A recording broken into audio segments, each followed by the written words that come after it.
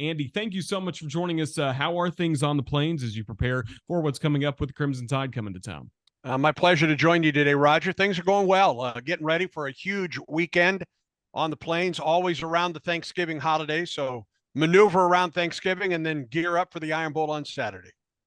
Certainly will be exciting. Of course, Hugh Freeze is in his first season as the head coach of the Auburn Tigers. If you could just kind of take us through the journey of this Auburn football team so far this year, please. Well, it's been a little under a year since Coach Freeze was hired at Auburn. And I mean, immediately he set about doing two things. One, start the recruiting process for Auburn and also to hire a staff. And a lot of that recruiting initially was hitting the transfer portal for the 2023 season. When that was accomplished, then they went to work on the 2024 and 2025 classes.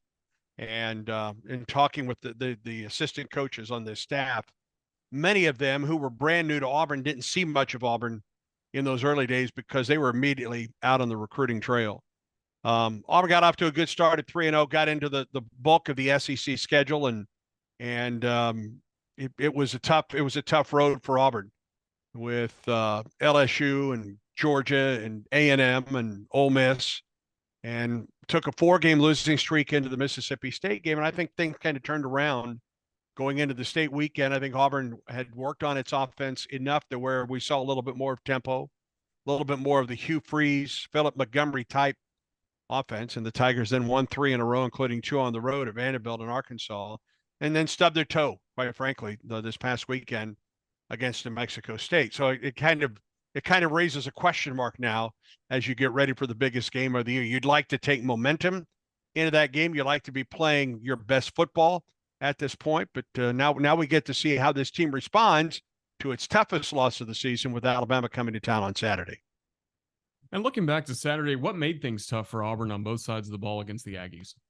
I thought their game plan was really, really good, and it was a ball control. I mean, they really wanted to control the clock, and many times they went into a huddle and would not snap the ball until there was 2 or 3 on the play clock.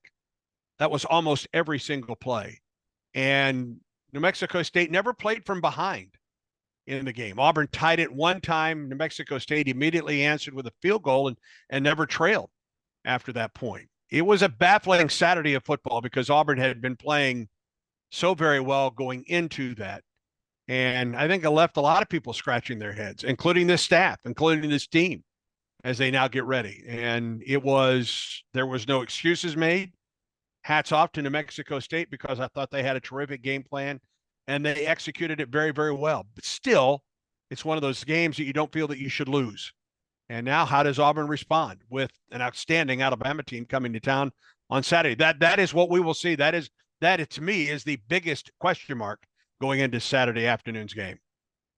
Taking a look at the Auburn offense, when it's playing at its best, who's really involved? Who are some of the key playmakers that we should keep in mind for Saturday? Well, Peyton Thorne is first and foremost the guy. I mean, he is the guy who runs the show, the transfer from Michigan State, and there have been times where it's really been a struggle for Peyton in this Auburn offense. When this offense is humming, however, he is at his best, not only as a passer, but surprisingly good as a running quarterback. We didn't see much of that in his time at Michigan State, but he has certainly shown that ability at Auburn. Jarquez Hunter has played very well for Auburn in the last 4 or 5 games, returning to the form that we saw from him in the 2022 season in the backfield. And then you have to look at Rivaldo Fairweather, a transfer from Florida International, who's a hybrid tight end for the Tigers. He has turned into the best receiver that Auburn has with the size that he has. He leads Auburn in touchdown passes.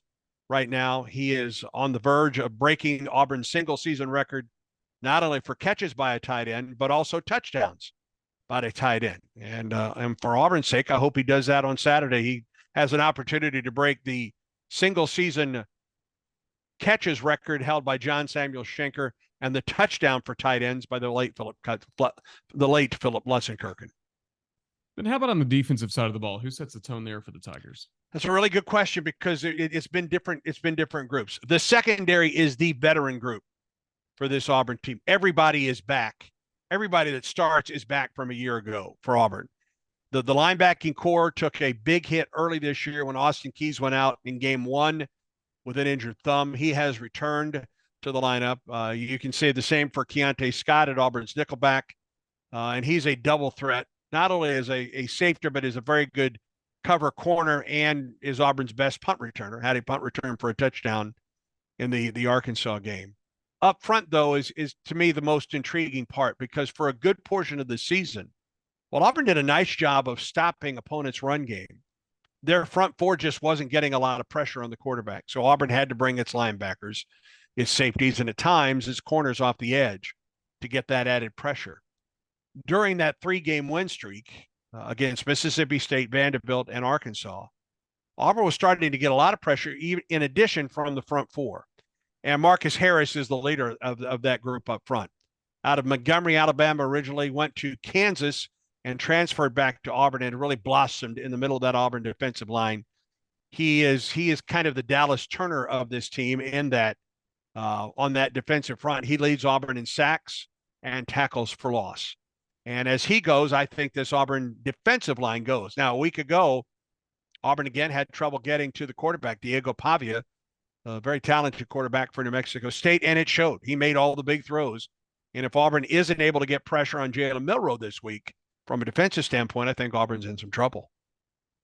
2 of the last 3 Iron Bowls played at Jordan-Hare Stadium. Of course, Auburn's won. The other exception went an overtime game, of course, last time in 2021.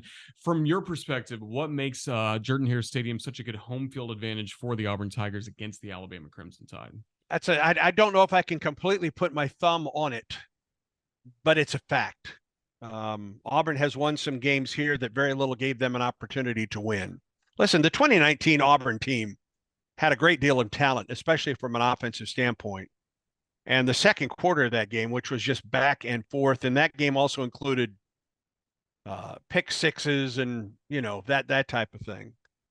2 years ago, that was an Auburn team that was, down to a backup quarterback and a backup kicker, 2 of Auburn's best offensive weapons at that point that did not play. And yet that Auburn defense did a great job of stymieing a really good Alabama offense until the 98-yard drive by the Crimson Tide that tied it. And then, of course, Alabama won the game in overtime. So I don't know exactly what it is, whether it's the atmosphere, whether it's the stadium, whether it's the fans, or it's all of the above.